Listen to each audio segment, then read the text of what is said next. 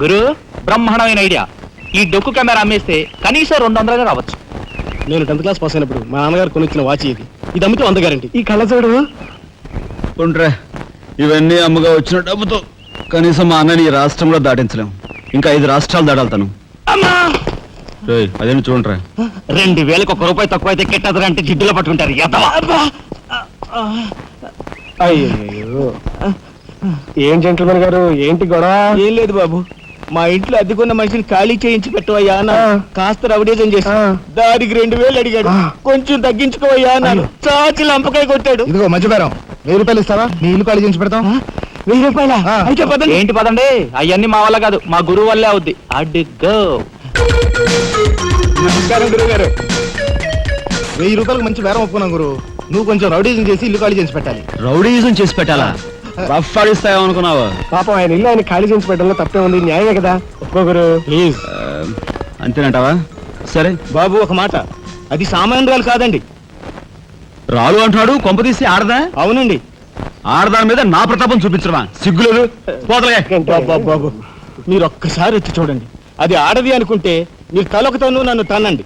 ఇదెక్కడ ఆడదురా అనుకుంటే మీ హెల్ప్ మీరు చేయండి, మీ డబ్బులు మీరు తీసుకోండి. పద.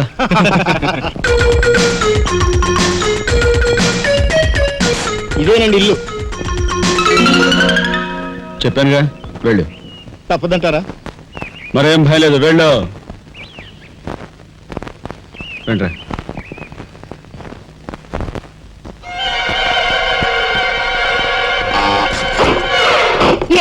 మా ఫ్యామిలీ రోడ్డు మీద ఉందమ్మా. ఈ కన్యాకుమారిలో చాలా గొప్ప తల్లి. అయ్యా అమ్మా, వద్దు వద్దు అన్నాను. వెళ్ళు వెళ్ళు అన్నారు. తీరా లోపలికి వెళ్ళి చూస్తే అది మాత్రం ఆడదు కాదండి బాబు. దీని సంగతి నేను చూస్తా.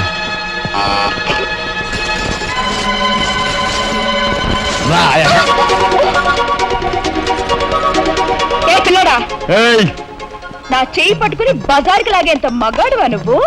ఎంత ధైర్యం నిన్ను! చేయి చూసాడు, అంత రఫ్ ఉందా? నాతో పెట్టుకోకు, రఫ్ ఆడించేస్తా. నువ్వు నాతో పెట్టుకోకు, నీ పని చెప్తాను. సూరమ్మత, అప్పాయమ్మ, వెంకాయమ్మ, సీతమ్మత పొడుస్తా. పీకు, నీ బోటు పీకు.